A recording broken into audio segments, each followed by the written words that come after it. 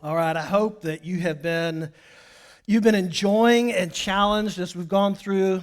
Somebody really short sat in my chair last. I'm not sure. There we go. Okay.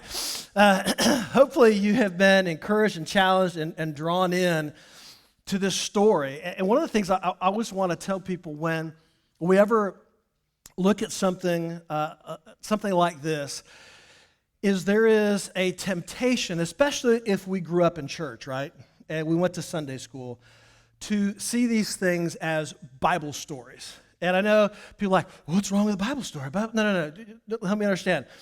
When you use the phrase Bible story, it tends to make it sound like it's a mythical, didn't really happen type thing. But the reality is that these narratives, these things recorded for us are history. They're things that actually happened in people's lives.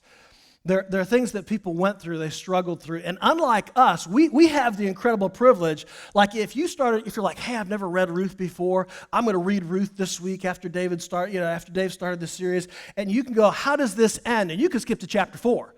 You're like, oh, it all ends great. Now I can read it without stress. Anybody do that? Seriously, does anybody literally go to the end of the book? Anybody who does that? They're like, okay, a couple of you do. Like, yeah, I go to the end of the book. I don't want to be traumatized, But like, you can see that we know how the story ends.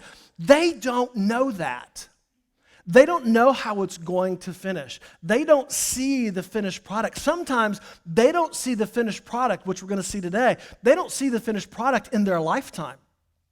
It happens after they have died that God completes the work that he started or that they were a part of.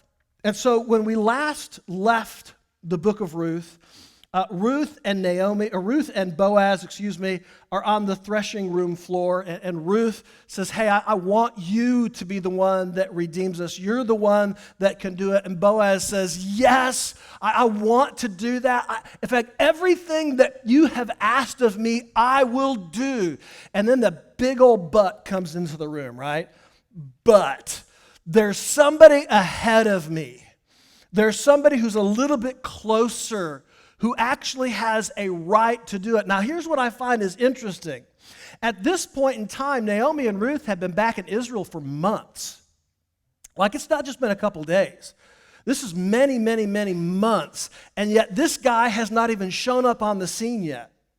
But Boaz, being a righteous man, says, hey, listen, you have to understand something. As much as I want this to take place, there is somebody who has a greater right, a greater standing than I do. And I've got to talk with him first. And so we leave that story where Ruth goes home and tells Naomi, and Naomi's like, don't worry about it. This dude is not going to rest until this is taken care of. And we see Boaz taking off before daybreak to go get this settled. So this morning, what we're going to do is we're going to read through this particular section. And then I'm going to pause at different times, and you can kind of make notes and that type of thing.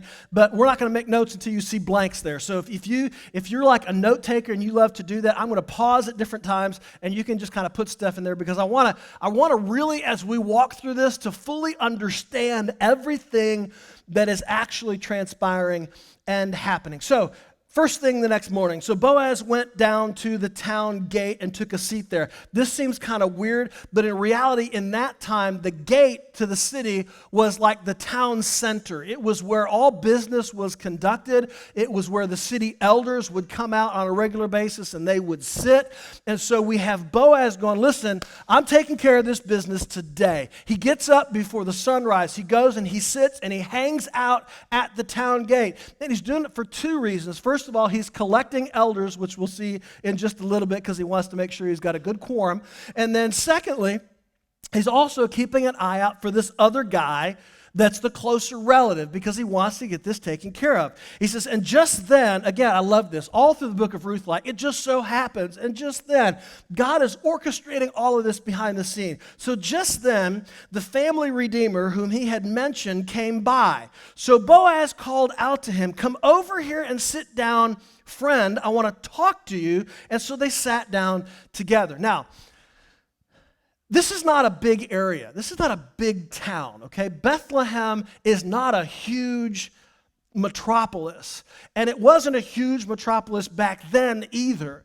And so Boaz, if this guy's a family member, he knows him. So he literally calls him, Mr. So-and-so, whatever his name is. And the writer, I love this, and we'll see in a little bit, the writer of the book of Ruth doesn't even put his name down. He's like, he really doesn't matter. We're not going to deal with his name because his name doesn't matter. And so he says, hey, come over here and sit down next to me. So we see the picture, right? Boaz gets up first thing in the morning, gets everything, goes to the town gate, sits down, gathers people around him, waits for the guy to show up. The guy shows up. He says, hey, you need to come over here. Come over here and sit down with me. And so the two of them sit down together. Then Boaz called 10 leaders or elders from the town and asked them to sit down as witnesses. Okay, you guys now come over. Let's sit in this, happy circle, and we'll sit in here. We're going to conduct some business. So there's these 12 guys all hanging out, right? Boaz, the unnamed closer family relative, and 10 leaders are all sitting. So at this point in time, clearly the other guy knows business is going to take place of some way, shape, or form. So then Boaz said to the family redeemer, you know Naomi, who came back from Moab, which I think is a telling statement. Again, they've been back for several months. And he says, I know that you know who she is. I know that you know that she's back from Moab. I know that you know all of this stuff. So let me just kind of brief you. She is selling or looking to redeem the land that belonged to our relative Elimelech. And I thought I should speak to you about it so that you could redeem it if you wish. He said, listen, you are ahead of me in the family line. You are a closer relative to Elimelech. Maybe he's Elimelech's cousin. That's a tough name to say, by the way. Elimelech's cousin, and Boaz is the second cousin. I don't really know the family relationship there, the family dynamic, but Elimelech is closer to this unnamed guy than he is Boaz. He says, listen, you have the heads up on this. So here's the deal. She's looking to get it all taken care of. You're the closest redeemer. You have the right to do this. He says, but if you want the land, then buy it here in the presence of these witnesses. But if you don't want it, so if you don't want this land, because I don't know how great a land it is, but if you don't want this land, then let me know right away because I am next in line to redeem it after you. So he sets the whole thing up, right? He gets up first thing in the morning. He goes to the city gate. He gets the 10 elders. He waits for the guy to come by. He sits him down. He says, listen, I know that you know that I know that you know that Naomi is back. And you are closer in line to Naomi than I am. And so she is looking to get her land redeemed. You're the next in line to do that. So if you're going to do it, there's already 10 guys here. We'll complete the business transaction right now at this moment if you're ready to do it. But just in case you're not ready to do it, if you're like, I'm just not sure, then let me know because I'm going to do it right now. And he's got everything set up, everything lined up to happen. And now the scariest moment in the entire book of Ruth takes place. The man replied, all right, I'll redeem it. Now, can you imagine what's going on inside Boaz right now? Like the woman that he loves, right? It's the woman that he says, you are so honorable. You have honored me. Your kindness to me is beyond anything that I can begin to imagine. I just can't believe it. He has watched her work hard for these last several months. He's like, her integrity, her character, everything about her is wonderful and awesome. And she likes me, which is really the most important part. And she goes, all right, but I have to do the right thing. I'm not going to be sneaky about this. I'm not going to be underhanded. I have to do the right thing because I'm not the first in line. There's somebody closer. And he lays it all out, and this jackwagon says yes. Now, can you imagine what's going on inside of his heart? My guess would be his heart has never beat faster in his life. But Boaz isn't dumb. He didn't lay everything out. Now, this is interesting to me. That the other guy knows Naomi's back, knows she's come back from Moab, but somehow he doesn't know or understand the next piece of the puzzle that Boaz is about to lay on him. And so here we see happen. So Boaz's plan is that he literally and intentionally leaves out a very important part. And so the guy goes, well, yes, I'll redeem it because, hey, I can get land, right? I mean, there's no other heirs. It's going to stay in his family until the year of Jubilee, which is probably forever off. He's going to get all this property. He's going to be able to do this. It's going to be awesome. He is going to be the most fantastic, wonderful thing in the whole wide world. And Boaz goes, oh, but wait. I forgot a key detail. It's kind of like those TV commercials that are really on late at night, and they give you all the information, and then they say, but wait, there's more. And so then Boaz told him, of course, your purchase of the land from Naomi also requires that you marry Ruth. The Moabite, remember Moab, that place that was cursed by God? This foreigner woman who, like, her first husband died. We don't know why, but he's dead. You have to marry Ruth, the Moabite woman. And then he lays on, he goes, now listen, I got to give you the other part of this. That way she can have children who will carry on her husband's name and keep the land in the family. So, okay, you're like, what in the world is that all about? Okay, so Old Testament law says this, that if you are to redeem the land and there is a widow who you're redeeming the land for, and she is of marrying and childbearing age. Because remember, the land, we talked about that week 1, the land is tied to their promise, their inheritance for their family. And so God says, listen, if you're going to redeem the land, if you're going to buy the land and do this, you have to also marry this woman, and the firstborn child that's a male, his inheritance is that family's land. So you don't get to keep it. So you have to marry somebody that you don't know, and the first child doesn't even stay, the land doesn't even stay in your family. So he could redeem this land, buy it, she could have a child, 18 years later he loses the land again. Do you see the process here? This is what happens, but it's an honor thing. It's not just this it's not just a tradition, it's an honor thing, keeping that land in the family. So he lays it all out. So, the guy says, well, then I can't redeem it. And he gives the reason why. The family redeemer replied, because this might endanger my own estate. You redeem the land, I cannot do it. Now, a part of it, and if you go back and you look through the Old Testament, it's really an interesting part, and I kind of like it, that if this happens, the woman is usually supposed to be present. Now, Ruth is a Moabite, she's a foreigner, and so she doesn't have any standing there, and so she's not present. But if Ruth had been present, the process would be if he rejected her, her job is to spit in his face. Aren't you wishing Ruth was there at this point in time, right? But maybe she would have given him a hug like, dude, I don't want to marry you, I want to marry him. So that's the process. And now he's like, listen, I can't endanger my own estate. In other words, everything that I have, maybe he had grown kids, maybe he was already married. Can you imagine that, ladies?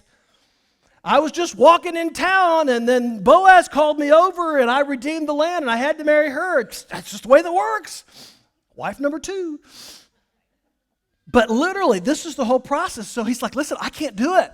There's no way I'm going to endanger my own estate. And a better way to read it is this. I will endanger my own name. Because remember, the land is tied to your promise, which is tied to your family. He's literally saying, listen, I might lose who I am in this process. My name might not be remembered.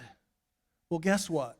It didn't get remembered anyway. So, he says, you redeem the land because I cannot do it. And then Boaz goes, okay, everybody, listen. Okay, 10 elders, pay attention, because here's what we're going to do right now. And they do this weird thing where the guy that doesn't redeem it gives Boaz his sandal. And what that means is he's like, listen, I'm not going to walk on the property. It is your property. I give up all right. And he gives him the sandal, and he looks at the 10 elders and goes, you all saw it, right? You all saw him do it. You all saw him say no. He's like, he's not even seen her. So he's like, listen, we're not going to do this. And he goes, okay, and the thing is done. And then Boaz said to the elders and the crowd standing around, you are my witnesses that today I have bought from Naomi all the property of Elimelech, Chilion, and Mahlon. And with the land I have acquired Ruth, the Moabite widow of Mahlon, to be my wife. This way she can have a son to carry on the family name of her dead husband and to inherit the family property here in his hometown. You are all my witnesses today. Boom! He's so excited, right? He's like this. It worked out. It did the way I was supposed to work. This is so exciting. And if this were a Hallmark movie, In this moment, the music would swell, and Boaz would begin to slow motion run towards Ruth. And as he gets to Ruth in slow motion, he would pick her up and spin her in a circle, and then the credits would roll, right? That's how it would end. And this beautiful, beautiful scene. But the question is, how did we get here, right? So let me just give you a quick rehearsal. Chapter 1, week 1, we see the darkest time in the period of Israel in the time of Judges. And in this darkest time in the nation that they lived is the darkest moment in Naomi's life. Her husband, her 2 sons die. She is left literally with nothing except for these 2 daughters-in-law. One goes back, one stays with her.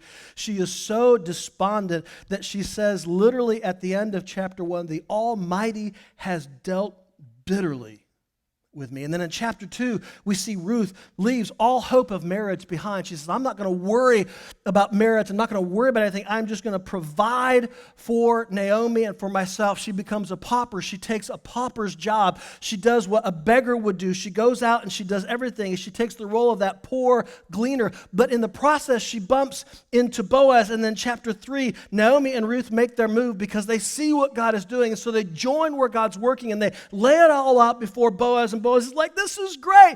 I love this. This is wonderful. Let's do this. But there is another. And even today in chapter 4, there's uncertainty, right? Because you can't for sure know that Boaz is going to be able to redeem because there's another in front of him. Now, the other redeemer initially says yes, which, I mean, that's a terrible moment if you're feeling that and you're reading through that and you're understanding this is a real man who really lived, and he was all excited about this, and his heart just drops in his chest. But then God, all out of the darkness and despair of the middle of this book and the front of this book and the circumstances surrounding this book, brings about this beautiful redemption in the end. So that brings us to our big idea for today. The big idea for today is this: God works in the darkness to bring about the light. God works in the darkness to bring about the light. Have you ever, and maybe you can right now, when I say this, you're going to be transported back in time. That moment in time when you literally felt the darkness in your life. And maybe like Naomi, you thought, man, God's abandoned me. There is just this emptiness in me. I don't see hope. I don't see a way out. And we're tempted to think in those darkest of moments in our life that God is silent or absent. But when we take not just the book of Ruth, but we take the entirety of Scripture, what we see is that God does some of his best work in the darkness. When no one's watching. When no one's paying any attention. And we're going to see when we finish off the end of this chapter that God hasn't just been working for the last 10 years. God had been working for almost the past century in crafting this exact moment. But nobody knew it. Nobody knew what was happening because God had been working in the darkness. And then what we see is that this moment that God brings about is one of the brightest moments in all of Scripture.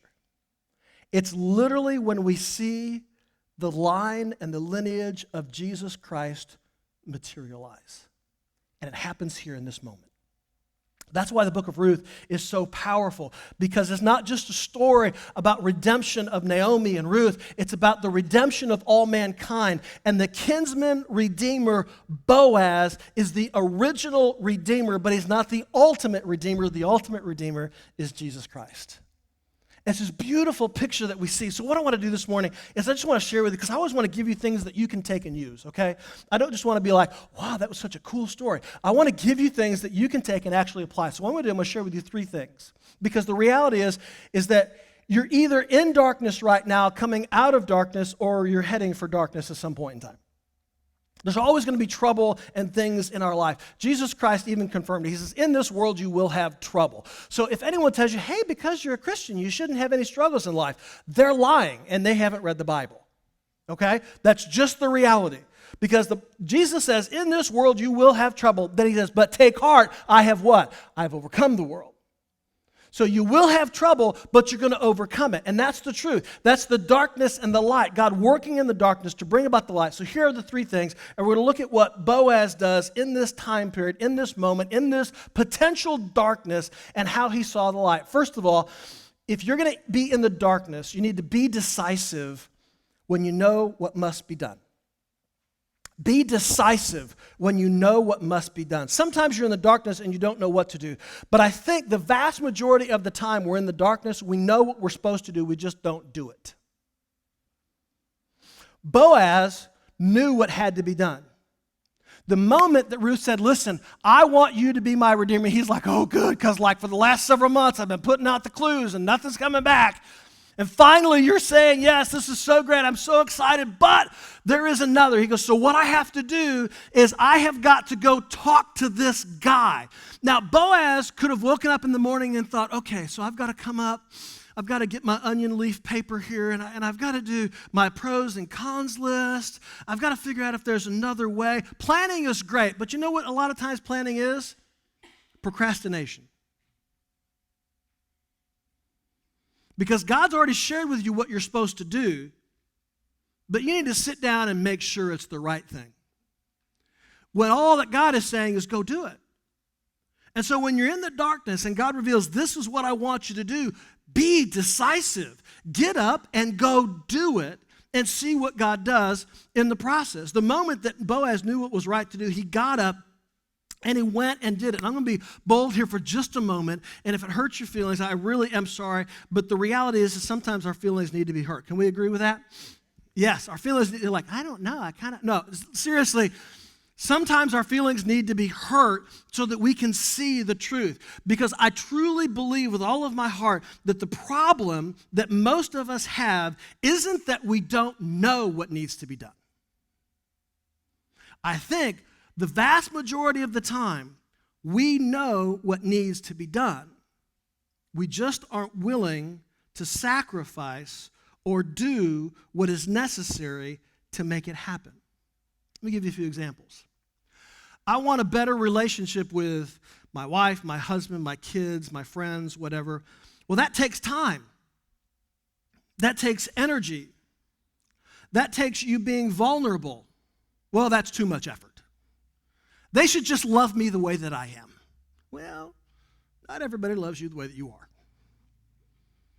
It takes energy. It takes time. You know that that's what needs to be done, but you refuse to do it because it's too hard. I want to be more productive in my life. Oh, I'm sure many of you are like, oh yeah, productive. I like productive. Okay, so here's what you do. Put your phone down. Stop scrolling. Stop getting on Amazon. You don't need that. Turn off your email ding because it's going to just distract you. You're like, but look at this deal. Look at this cat video. Put it down. Oh, so the baby's burping and surprising itself. So what? Put the phone down. Be productive. You know what needs to be done. But instead of doing it, you do what's easy. Last one, you're like, hey, I want to be closer with God. That sounds really spiritual, doesn't it? And I want to be closer with God. I want to grow deeper spiritually. I want to find that place where I just fit, where I know where I'm supposed to be. Okay, great. Here's what you need to do. Find a place to serve. Be consistent in your Bible reading. Be a part of the in-person gatherings of the church. You're like, yeah, but my kids play soccer on Sundays. Yeah, but they play basketball on Sundays. The Colts game, it starts at 1 o'clock, and really the pregame festivities, it's like a tradition that we do, and if we don't do them, the Colts lose. Listen, they're going to lose with you or without you. They're going to win with you or without you. I know we feel like it matters, but it doesn't. And see, again, there's the thing. It's right there. You're like, yeah, but Sundays are my day to sleep in. See, it's right there. You know what needs to be done. But you're unwilling to sacrifice anything to do that, and so nothing gets done. So in those times of darkness, be decisive. If I had to guess, and this is just my guess, and I may be totally wrong, there's no way to quantify this, so my guess is as good as anybody else's, but my guess is, based upon my life and conversations with others, that about 90% of the time, when we say things like, I don't know what to do, that's not the truth. We know what to do. We just don't want to do it. And I'm not going to ask you to raise your hands, but how many of you have thought to yourself, I need to get up earlier so that I can exercise, so that I can feel healthier? And that sounds good, doesn't it? You don't do it. Okay. Be decisive. Second thing, if you find yourself in the darkness, be righteous. Be righteous even if it costs you. Be righteous even though it might cost you. Boaz could have been sneaky. Boaz could have done the underhanded thing. This other family redeemer didn't even know Ruth existed. This guy was clueless. Boaz apparently knows him in some way, shape, or form. We don't know their relationship, but they at least know each other. And Boaz knew him enough to go, I'm going to part this in two parts and go, yeah, you can buy the land. Oh, you have to marry Ruth, the Moabite in Florida. Oh, no? Okay, well, I guess I'll marry her then. That's too bad. And so he does the right thing. Have you ever done the right thing and you felt like it bit you in the butt? You're like, man, I'm going to do the right thing because I know it's the right thing, but it might cost me. And Boaz does the right thing, and initially, I'm sure he's thinking, man, this just cost me. But notice the other guy, the unnamed family redeemer. He doesn't do the right thing because he feared it might cost him his name and his legacy. The name and the legacy, which we 3,000 years later have no idea who it is. But Boaz, who the only children he has are through Ruth, therefore they take on the lineage of Mahlon and Chilion, his name is remembered forever. Because when you do the right thing, God always rewards you. The right thing is going to cost you. I'm not going to lie. I'm not going to be like, listen, when you do the right thing, it always works out well. Nope. There have been many times in ministry and many times in relationships where we have done the right thing and it was painful. Painful to bear the weight of that. But you do the right thing because you know what? Not only do you have the right standing before God, but you can sleep at night. And when you do the right thing and you're called by God to do the right thing, regardless of whether it costs you or not, the reward, the blessing, and the benefit of doing the right thing always outweighs whatever the cost is. So be righteous, even if it costs you something. Be decisive when you know what the right thing to do is. And the last one is be wise, but not deceptive. Be wise, but not deceptive. Boaz knew the other man. We don't know how well he knew him, but something about the other man caused Boaz to present the information in two parts. He didn't just blurt out everything he knew. He didn't act as if he didn't care. He intentionally and purposefully laid out the information in a way that gave him the best possible chance to get the result that he was hoping and praying for. So Boaz wasn't being sneaky. He wasn't being deceptive, but he was also being wise. He's like, listen, I believe that this is the outcome that God has. So I'm going to do everything that I can to set that outcome up the way that I believe God has it in store. But I'm not going to be deceptive. I'm not going to be manipulative, but I am going to be wise. You're like, well, is that really in Scripture? Well, Matthew chapter 10, verse 16, Jesus Christ is talking to his disciples, and this is what he says, and I love this. He says, behold, I am sending you out as sheep in the midst of wolves. That is an exciting thought, isn't it? Hey, little Baba, go. There's a whole bunch of wolves out there. Go running through and see if you make it. I'll be on the other side. But here's what he says. Listen to this. He says, so, therefore, or in other words, be as wise as serpents, but innocent as doves. That is a command that God has given us. We're not to be doormats. We're not to be foolish. We're not to be dumb. We're not to run around like chickens with our heads cut off with no idea what's going on, going, God will figure it out. No, that's not exactly the way that God has called us to do it. We are to go through life understanding what our purpose is, and in wisdom, which is applied knowledge, in wisdom, we're to live our life. We're to be wise, but we're also to be innocent. We're not to be sneaky or underhanded or manipulative. We're to be wise. And so if you find yourself in that darkness, be decisive. Be decisive. If you know what needs to be done, do it. Don't wait. Don't wait. Also, make sure that you are wise but not deceptive, that you're righteous because even if it might cost you. And then we're going to look at the end of this, okay? I know this is a lot of stuff we're going through, so I'm trying to make sure we're covering it, but doing it quickly, okay? The end of Ruth, chapter 4. So Boaz took Ruth to his home. I wonder if he had a decorator come in and take off some of the masculine touches that were in there. He'd been a bachelor for like 50 years. And so she became his wife. When he slept with her, the Lord enabled her to become pregnant, and she gave birth to a son. And I love this, the way that it says that, because Ruth had been married before, and yet was childless. We don't know how long she was married, but she was unable to have children up to that point in time. And now she marries Boaz, and it's like, bam, child. God opened her womb, Old Testament. Then the women of the town said to Naomi, praise the Lord, who has now provided a redeemer for your family. I love this. The same women in chapter 1 who are like, is that Naomi? She's like, call me Mara. They now are surrounding her and going, this is so awesome, Naomi. We knew it. Sure you did. They provided a redeemer for your family. May this child be famous in Israel. May he restore your youth and care for you in your old age. For he is the son of your daughter-in-law who loves you and has been better to you than 7 sons. And Naomi took the baby and cuddled him to her breast, and she cared for him as if he were his own. And the neighbor women said, now at last Naomi has a son again. And they named him Obed. He became the father of Jesse and the grandfather of David, King David, the most famous king in the entirety of Israel's history. And then we're going to skip forward to verses 21 and 22. And it gives the lineage of David.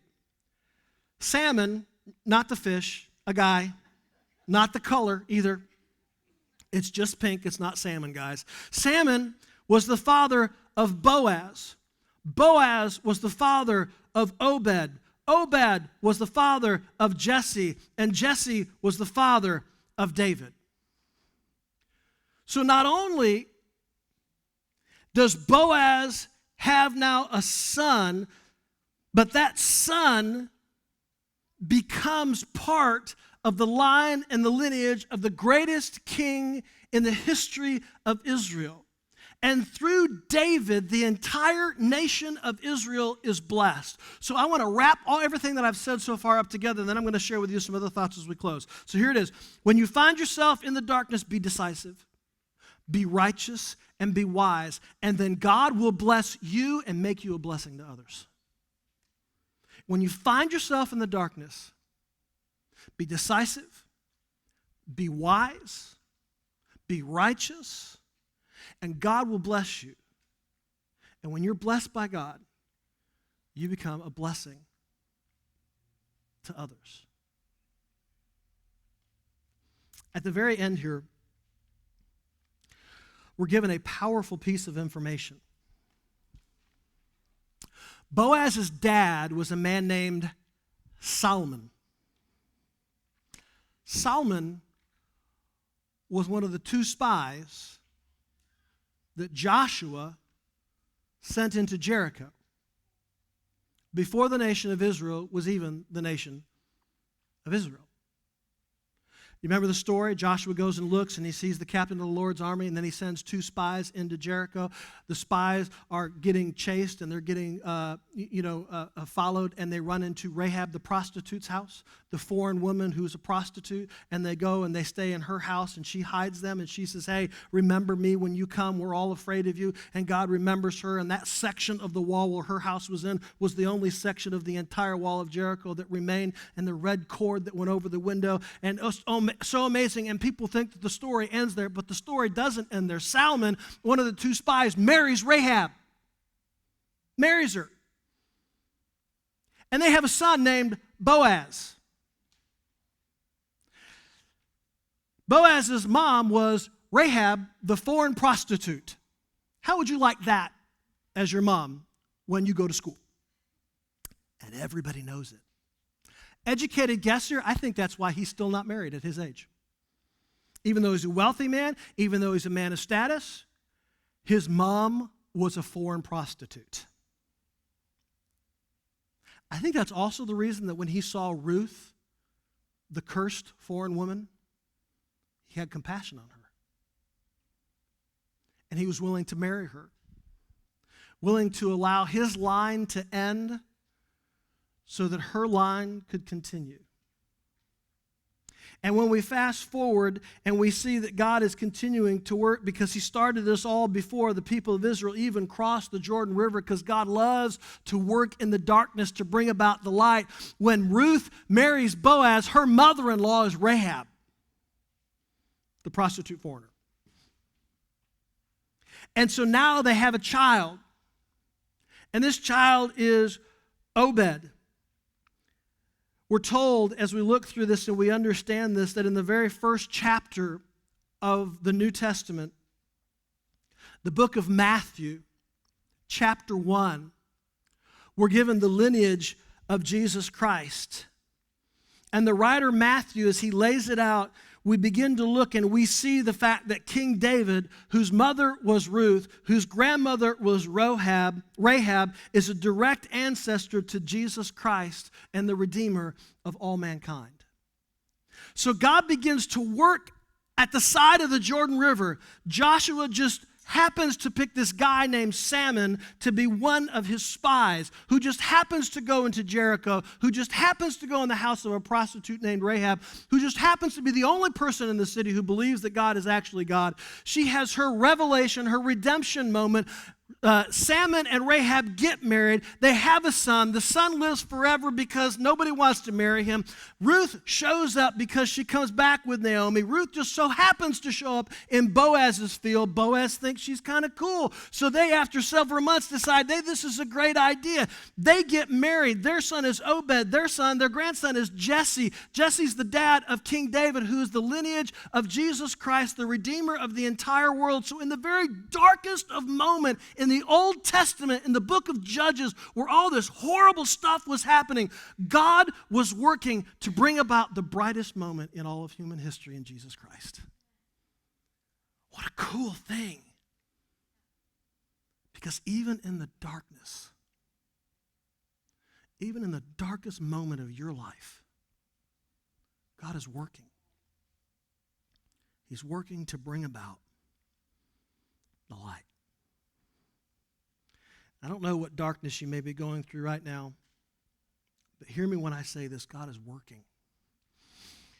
He is working even in your current darkness, no matter who you are, no matter what you've done, no matter where you've been, no matter how you're feeling. God's blessing, God's goodness is readily available for you to experience, because God is working in the darkness to bring about the light. So be decisive. Be righteous, be wise so that you can be blessed and you can be a blessing. Father, we thank you so much.